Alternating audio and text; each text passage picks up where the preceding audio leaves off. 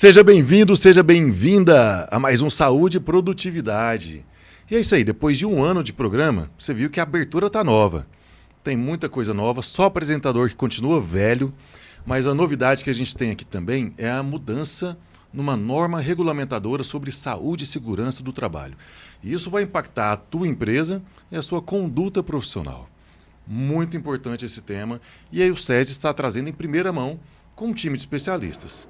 Então eu recebo aqui ao meu lado esquerdo Michele, nossa gerente de saúde e segurança, já veterana aqui conosco. Seja bem-vinda mais uma vez. Obrigada, boa tarde, bom dia, né? Ou boa noite, se boa você está noite, assistindo. vai Boa depender noite. do horário que cada um assistir, né? Michele, que é engenheira de segurança, ela é engenheira de computação, formada também em engenharia ocupacional pela USP, e a nossa gerente aqui da Diretoria de Saúde e Segurança do Trabalho, e a mãe da Luísa. Mãe da Luísa. Coisa boa. E aqui do meu lado direito, pela primeira vez conosco? Sim, primeira vez aqui no podcast. Então Muita seja honra. bem-vindo. Opa, a honra é nossa. Obrigado, doutor, pela presença. Doutor Gustavo Borges, o médico coordenador aqui da Diretoria de Saúde e Segurança do Trabalho do SESI Goiás. Recém-incorporado ao nosso time, vem aí com uma valorosa contribuição. Ele que é formado na Universidade Federal de Santa Catarina, médico, trabalha com mais de 16 anos de experiência, passou por várias indústrias, várias empresas. Ele também que tem formação em psiquiatria, perícias médicas e que também é pai da Luísa. Sim, a Luísa também, coincidência, mas a minha tem 5 anos de idade. Não é a mesma Luísa? Não. Ufa! Embora estuda na mesma escola, né? É na Etos. Muito bem, muito bem. E a gente trouxe esse time de profissionais para a gente falar de uma mudança que vai impactar a vida dos pais das Luísas, dos Joãos, das Marias, porque vai impactar a vida de todo mundo que trabalha e também dos empregadores. Houve uma mudança significativa numa norma regulamentadora sobre saúde e segurança do trabalho. Eu gostaria que vocês explicassem, primeiro, o que é essa norma regulamentadora número 1, certo? O que é isso? E qual que foi a mudança que obteve? Então, a norma regulamentadora número 1 é a que define basicamente várias coisas das demais NRs, né? Várias informações relevantes para as demais NRs, são das diretrizes para as demais NRs, né? E assim, teve algumas mudanças significativas que vai impactar bastante para as empresas, como, por exemplo, no plano de ação, porque a gente faz um plano de ação, quando a gente faz as visitas de campo, a visita técnica, a gente identifica alguma situação que a empresa precisa se adequar. E a gente sempre leva em consideração a questão do perigo e do risco, né? O que aquilo vai causar para a empresa. Então, a norma hoje exige que leve em consideração também o número de pessoas expostas, como se fosse uma matriz para identificar e colocar aquele risco com maior prioridade ou não, coisa que não existia antes. Então, muitas empresas, né, vão ter que adequar essa questão. Então, o time de segurança do trabalho vai até a empresa, avalia os riscos que tem naquele ambiente. Isso. E agora, uma das mudanças é que vai ser quantificado também quantas pessoas estão expostas ao risco. Aquela ação que a gente coloca no plano de ação, né? Por exemplo, implementação de alguma medida coletiva. Né? A gente tem que levar em consideração, além da gravidade, o número de pessoas expostas. Então, quanto maior o número de pessoas expostas, mais prioritária tem que ser aquela ação, coisa que a gente não fazia antigamente. O SESI, a gente tem uma matriz de risco, que ela, inclusive, foi capa da revista Proteção, né, como a melhor matriz de risco reconhecida. A gente já faz essa graduação, a gente considera o número de trabalhadores expostos, mas para a graduação do risco. Então, você tem um risco específico, quanto maior o número de pessoas, maior o risco, você vai atingir uma maior população daquela empresa. Só que agora não, agora a gente vai ter que tratar isso no plano de ação. Então, faz uma mudança de chave aí. Então, para aquelas empresas que não tinham essa expertise ou não fazia essa consideração com o número de trabalhadores expostos, vão ter que atender. E vai ter que ficar demonstrado no documento que você fez essa consideração do número de trabalhadores expostos para o plano de ação. Então, de certa forma, o que o governo fez foi alinhar um pouco melhor até o que a gente já fazia. Já fazia. Tem alguma similaridade aí? Sim, com certeza, porque os nossos profissionais, eles já são treinados, né, capacitados, já pensando nessa questão, né, de se é uma população maior, se você tem, sei lá, uma exposição, por exemplo, a ruído, né, você tem mais pessoas que pode vir a ter problema para o ruído. Então, você tem que tratar melhor aquele grupo, né? Isso me parece fazer sentido, né, doutor? Claro, a gente tem que saber exatamente quantas pessoas estão expostas e os detalhes, né, de cada pessoa. Inclusive, a gente vai ter que, a partir de agora, não tratar de uma forma tão genérica quanto a gente tratava antes, né? Aqueles grupos de exposição que a gente chama, grupo de exposição a risco, de uma forma tão genérica, colocando vários cargos, às vezes grupos assim que são muito diversos. Com essa questão da NR1 nova, que vai vigir a partir de 26 de maio de 2025, nós temos alguns outros elementos que têm que ser avaliados, como os fatores psicossociais. É uma grande mudança agora que a Comissão Tripartite, né, do governo, Ministério do Trabalho, entendeu que deve ser avaliado. Então, os fatores psicossociais vão ser de grande... Eu acho que é a grande ponto de dúvida aí que a maioria tanto das pessoas que são do RH, engenheiros de segurança, técnicos, médicos, porque é algo muito novo e é algo muito diverso. Você tem muita coisa dentro desse fator. Então vamos lá, explica por favor para o senhor Nelson, que está nos assistindo ali, comendo uma paçoca, enquanto a mulher briga com ele porque ele deixou a toalha molhada em cima da cama. O senhor Nelson tem 82 anos, não está entendendo nada. O que são fatores psicossociais? Explica para ele. Tá. Fatores psicossociais, nós temos aí o prefixo psi, né, que seria psíquicos, e os sociais, você vai relacionar os fatores da psique, né, da mente daquele trabalhador, juntamente com a sociedade, com a socialização que ele faz com os relacionamentos interpessoais que ele tem dentro da empresa. Então, você não vai pegar só a parte, ele tem monotonia, como, por exemplo, na NR17, nos fatores ergonômicos, que nós temos o grupo de fatores ergonômicos biomecânicos, que é a parte de movimentação, de repetição, né, de carga, de peso, e nós temos os fatores ergonômicos do ponto de vista mental, que aí tem monotonia, tem a temperatura, o conforto. Mas agora, com a NR1 nova, você tem que considerar também não só esses fatores psicofisiológicos, né, da NR17, você tem que considerar o social que o trabalhador enfrenta dentro da empresa. Então, esse seu Nelson que você citou, ele vai ter, né, um colega, que é o seu João, por exemplo, ele vai ter a dona Maria. Como que eles se relacionam? Será que o clima organizacional, será que o clima de trabalho, as relações interpessoais estão boas? Será que a relação com o patrão, né, que a gente chama, né, hoje em dia, alguns ainda chamam, mas com o gestor, com o líder, está boa? Será que ele está confortável, que ele está satisfeito? Será que ele está sendo reconhecido? Então, reconhecimento é um fator importante psicossocial, reconhecimento da empresa para com ele, né? Um elogio, um feedback positivo, uma menção numa reunião, né? Sobre um trabalho bem feito. Recompensa, será que isso também está sendo valorizado? O salário, bônus, eventualmente o PPR, né? Que é a participação dos resultados da empresa ou lucros da empresa, benefícios que a empresa oferece. Tem a parte de justiça corporativa, justiça dentro da empresa. Será que ele está se sentindo injustiçado? Será que está tendo meritocracia na visão dele, né? A visão do trabalhador. Será que ele está se sentindo injustiçado perante outros colegas? Eventualmente um deles foi promovido e ele não, e às vezes ele tem mais tempo na empresa e ele acha que ele deveria ter sido promovido, então ele pode ficar insatisfeito, isso gerar, né, um estresse que pode gerar um transtorno de ansiedade, uma depressão e etc.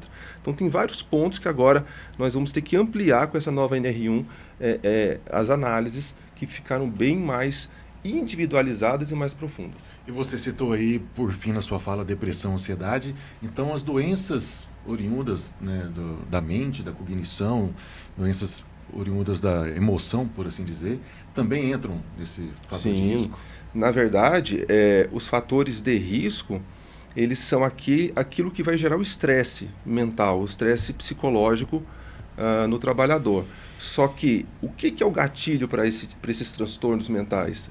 O principal gatilho é o estresse, né? Então, aí nós temos a visão biológica, já entra numa área de psicologia e psiquiatria, mas é uma visão biológica de que hormônios associados ao estresse, cortisol, acho que muitos devem ter ouvido falar, adrenalina, noradrenalina, eles ativam uma predisposição genética que a pessoa tem em maior ou menor grau, e aí ela vai evoluir com transtorno de ansiedade generalizada, depressão, transtorno bipolar, e assim outras situações, culminando com insônia, com dificuldade de concentração, com alguma coisa nesse sentido. E isso tudo, né, insônia, problema, pode gerar acidente de trabalho. Então, Claro. por isso que a gente vem tratando isso, né? E aí, doutor... E uma diminuição da produtividade. Da produtividade, Como vai ser avaliado esses riscos? Então, isso não foi ainda regulamentado, tá, pelas NRs, né? Não tem nada indicando como, mas tem um caminho. E os caminhos que você tem, os principais são aplicar questionários, né, entrevistas, validados internacionalmente. Inclusive, o SESI tem um questionário validado internacionalmente, que é o MENTES. E aplicando esse questionário de uma forma adequada, com um profissional habilitado, junto com essa aplicação, porque às vezes o trabalhador ele pode ter alguma dúvida naquelas perguntas associadas à ansiedade, a sintomas de depressão ou de estresse, você consegue fazer um mapeamento, né, de quais são os setores, cargos. Às vezes você pode filtrar por turno, obviamente sem identificar o colaborador, é sigilo, né? Então, o que a empresa vai ter é o macro, acima de 5 ou 10 trabalhadores, por exemplo, e ela vai conseguir saber mais ou menos qual setor tem mais problemas associados a depressão, sintomas de depressão, ansiedade e estresse. A partir dali, é importante que se faça uma análise, né? Por exemplo, se for um trabalho que o SESI vai fazer, o SESI tendo a informação, o grupo técnico do SESI, os psicólogos, os médicos, eles vão entrar em contato com esse colaborador ou com outros, né? E vão fazer uma entrevista semi-estruturada para entender quais são os pontos, de fato, que ele está insatisfeito. É com questão de salário? Porque uma senhora voltou de uma licença maternidade, não tem com quem deixar o filho, o horário não está compatível. Porque está tendo uma pressão exagerada no trabalho, sobrecarga, tem uma meta inalcançável, muito difícil de alcançar, falta de autonomia ou falta de treinamento. Então, tem várias coisas, ou uma discussão dentro de uma área, tem às vezes um bullying que a pessoa está sofrendo, de alguns colaboradores que começam a falar mal dela. Tem várias possibilidades. Isso aí tem que ser feito com extrema responsabilidade, porque problemas de ordem mental comportamental são multifatoriais. Então, vários aspectos podem influenciar para que a pessoa tenha uma insatisfação, tenha uma depressão, tenha um burnout, tenha uma ansiedade. Não pode ser só vinculado ao trabalho, como a norma regulamentadora está pregando. Eu particularmente considero que isso é uma incoerência por parte dos autores desse texto, porque acaba que a conta vai cair para o empregador. Acaba que tudo que está relacionado com saúde mental pode cair para o trabalho. A gente sabe que o trabalho tem um papel muito importante, tanto no sentimento de pertencimento, de satisfação, de melhor bem-estar, mas também pode adoecer se o trabalho não for muito adequado. Mas não é tudo responsabilidade do trabalho. E eu fico muito contrariado que eu vejo várias equipes, principalmente psicólogos. E, gente, nada contra psicólogos, adoro. Talvez seja a classe profissional que mais teve aqui nesse programa. Mas muita gente que está colocando um terrorismo em cima dessa prática para aumentar, claro, depois a prestação de serviço. Né? Vende o problema para depois entregar uma solução. Então, né, muita calma, muita coerência, muita responsabilidade nesse processo, porque é algo que vai impactar totalmente, né, os processos da sua empresa, podendo gerar uma maior abertura de CATs e um maior número de afastamentos. Pode ter o efeito reverso, né, doutor? Em vez disso, que a ideia de ter um olhar para a saúde mental no trabalho é fundamental. Agora, de uma maneira obrigatória e com pouca regulação, como está sendo colocado, isso pode ter um efeito mais nocivo ainda. Claro. E isso é um ponto muito importante que eu também concordo plenamente com você. Quando se coloca fatores psicossociais relacionados ao trabalho, quando se fala relacionado ao trabalho, se entende, pelo menos preliminarmente, do senso comum, se entender que é uma relação de causa e efeito. Sim. Que como se o trabalho causasse diretamente aquele problema, né? E muitas vezes não é. Às vezes, como esse exemplo que eu citei, a pessoa sempre foi de um turno X, e aí aquela senhora, aquela colaboradora, trabalhadora, voltou de licença maternidade e não tem com quem deixar o seu filho. E aí ela precisa mudar um horário, mas ainda a empresa não tem uma vaga naquele horário, naquele momento ela está buscando, e aí ela fica estressada. Quer dizer, isso é relacionado ao trabalho, mas não é culpa da empresa. Sim, correto. Né? A empresa vai tentar, na medida do possível, compatibilizar aquilo. Mas por isso que eu acho que tem que ser muito bem avaliado isso. Hoje em dia tudo é burnout. Tem vários casos, inclusive, de colegas, médicos, psiquiatras, psicólogos, colocando burnout. Quando você vê, não há sobrecarga no trabalho da pessoa. Não há pressão excessiva no trabalho. Às vezes, eu já tive casos que a gente vai avaliar com o médico do trabalho, a colaboradora disse que não foi promovida, ela disse que nunca teve sobrecarga no trabalho, mas ela ficou com uma ansiedade e depressão porque ela ficou estressada, frustrada, porque foi promovida uma pessoa que entrou depois dela e que ela se sentiu injustiçada, não houve meritocracia na visão dela.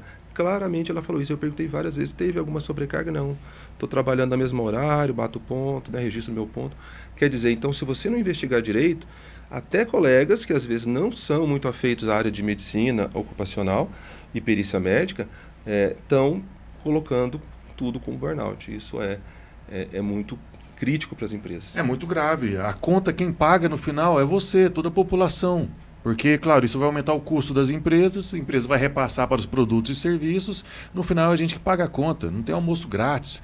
Por isso tem que ter muita responsabilidade nesse processo. Michele, então agora os técnicos e engenheiros de segurança, eles já aferiram riscos químicos, físicos, biológicos, ergonômicos, com apoio do ergonomista também, e agora também psicossociais. Os de acidentes com o PGR, né? Sim. Foi implementado em 2022, e agora os psicossociais, né? Relacionados ao trabalho, né? Essa mudança vigora a partir de quando? 26 de maio de 2025. Tá. A empresa que tem um PGR, um PCMSO já implantado, ela precisa fazer alguma adequação a partir dessa data? Precisa sim fazer adequação. A norma já está publicada, mas ela vai estar vigente, né, a partir do dia 26 de maio do ano que vem, mas toda empresa tem que fazer essa análise. E vale ressaltar que o PGR, ele é um documento multissetorial, né, tem vários outros documentos que ajudam a compor esse PGR, né.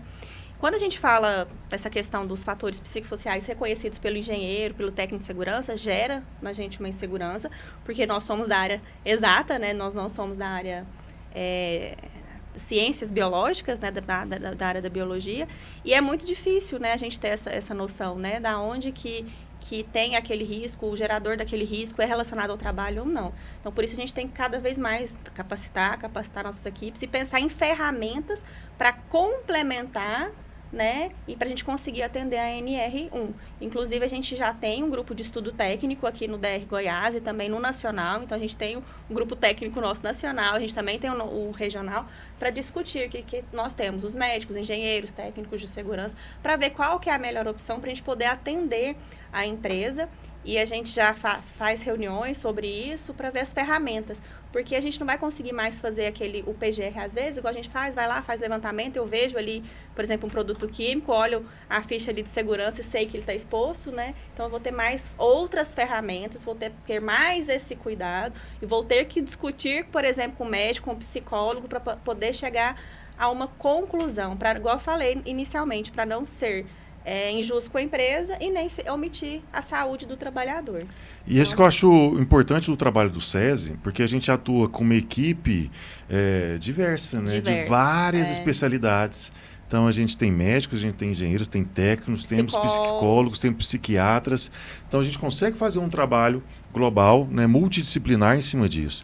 E também temos muitas ferramentas, né? O SESI Viva Mais, que é a nossa plataforma, nosso sistema, que é muito completo sobre isso. Você citou a matriz de risco, que foi evidenciada nacionalmente com uma ferramenta validada e muito oportuna.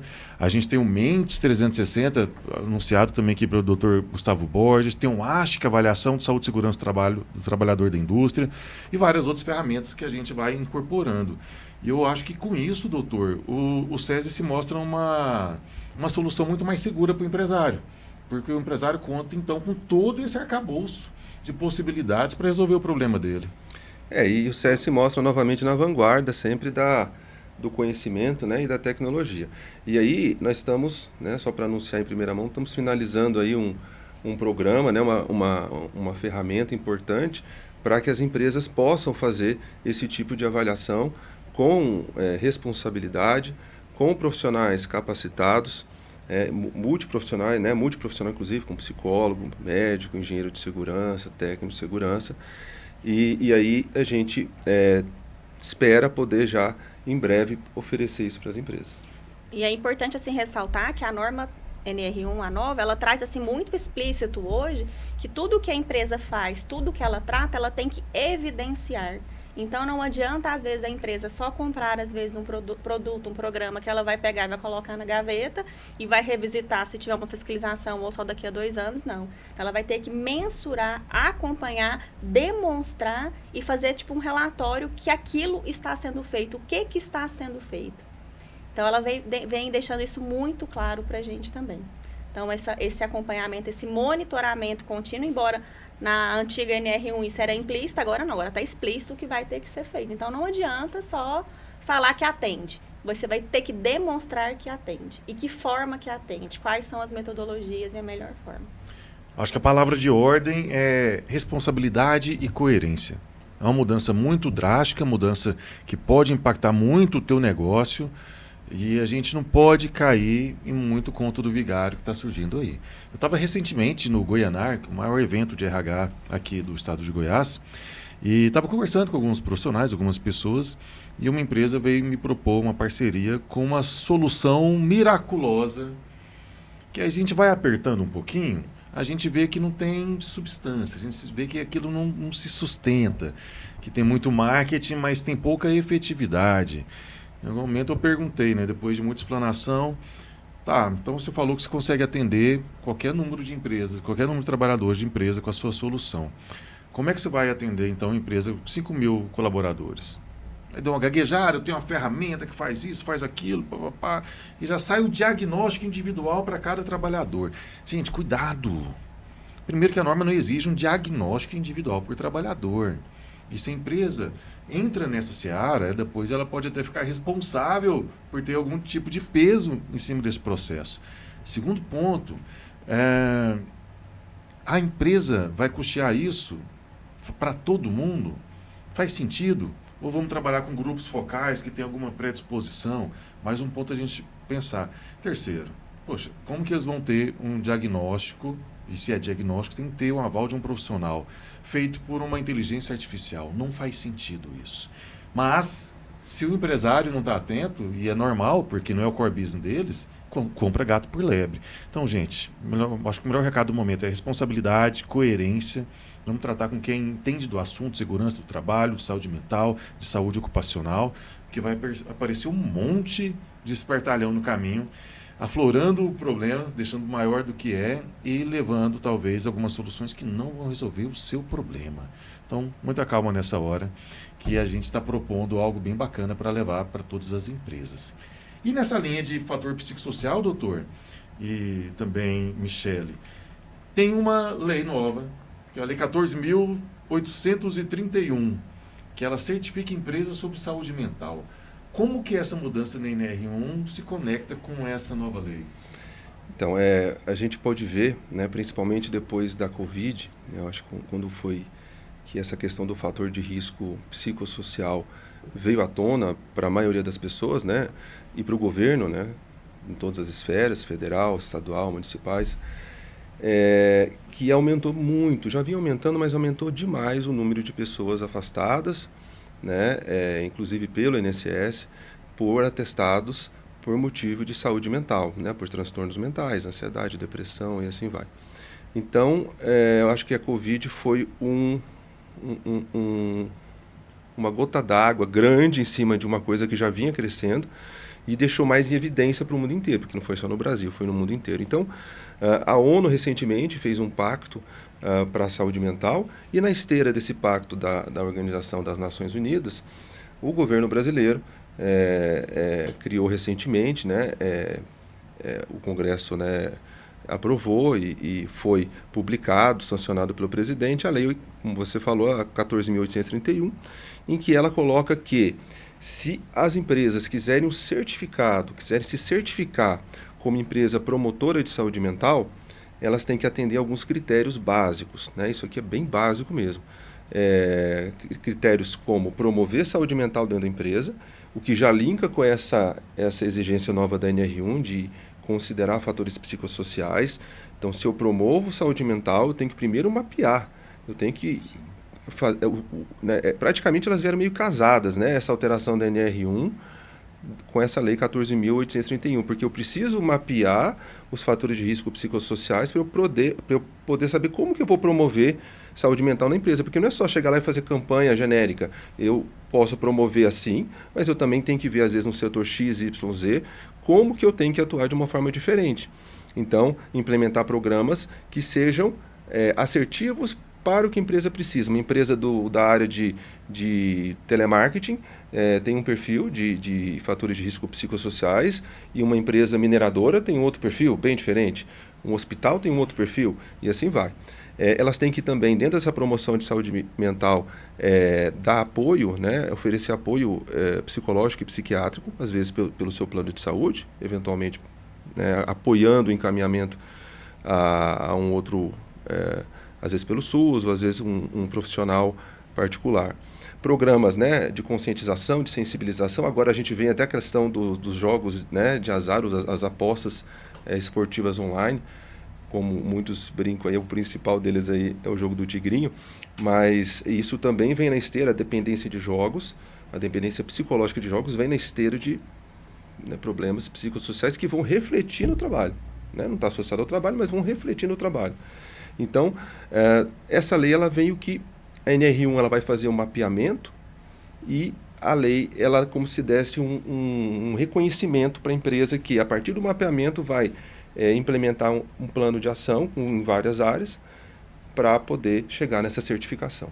E um complementa o outro, né? Porque se ela tem a certificação que ela é uma empresa promotora de saúde mental, automaticamente ela atende ali a NR1 e está tendo esse cuidado, né? Então, uma complementa a outra, né? Exatamente. E as duas elevam a qualidade de vida, a saúde dos seus trabalhadores, reduzem o absenteísmo, reduzem, portanto, os custos com afastamento e também custos trabalhistas, custos com saúde, plano de saúde de forma geral na empresa, e prover o melhor cuidado que a pessoa tem que ter, que é a sua vida. Então, o empresário que investe em saúde mental nas empresas, seja para atender a NR1, seja para atender a nova Lei 14.831, seja por um cuidado com sua força de trabalho, esse profissional, essa empresa tende a ter um resultado melhor no longo prazo, ser mais competitiva, manter uma equipe sempre mais produtiva. E o SESI está preparado com o time de segurança do trabalho para fazer todas essas adequações que a nova norma pede. Está preparado com todo o time de saúde ocupacional, também para aferir todos os exames, todas as condutas, os indicadores que podem ou não levar a algum adoecimento e prevenir esse adoecimento. E também preparado com todo serviço e solução na área de saúde mental, tanto na área de desenvolvimento de líderes, capacitações, ações educativas, assessorias e consultorias para implantação de condutas na sua empresa sobre saúde mental, criação de uma brigada de emergência, além, é claro, do teleatendimento com a psicoterapia via telemedicina e também o atendimento clínico com psicólogo presencial. A gente faz tudo isso, tá? Então, você que é empresário, você que é trabalhador, confie no SESI, que há mais de 70 anos promove saúde e segurança do trabalho nas empresas. Quero agradecer muito aqui o Dr. Gustavo Borges, primeira vez conosco, que venha mais vezes, as portas estão abertas. Obrigado. Obrigado pelo convite, é uma honra novamente estar aqui. E agradecer também a nossa gerente de saúde e segurança, Michele Castro. Muito obrigado pela presença. Obrigada. Eu já posso até pedir música, né, Bruno? É a terceira? É a terceira vez? Vou pedir música. Pode pedir né? música já, tá tudo certo. Agradecimentos também ao meu xará Bruno, aqui da equipe técnica, Juliana Caldeira, nossos sponsors, Sandro Mabel, André Rocha, Flávio Rassi, Emílio Bittar, Paulo Vargas, e gratidão especial a você que nos acompanha toda quarta-feira aqui no canal do YouTube do Sistema FIEG. Muito obrigado e te vejo no futuro.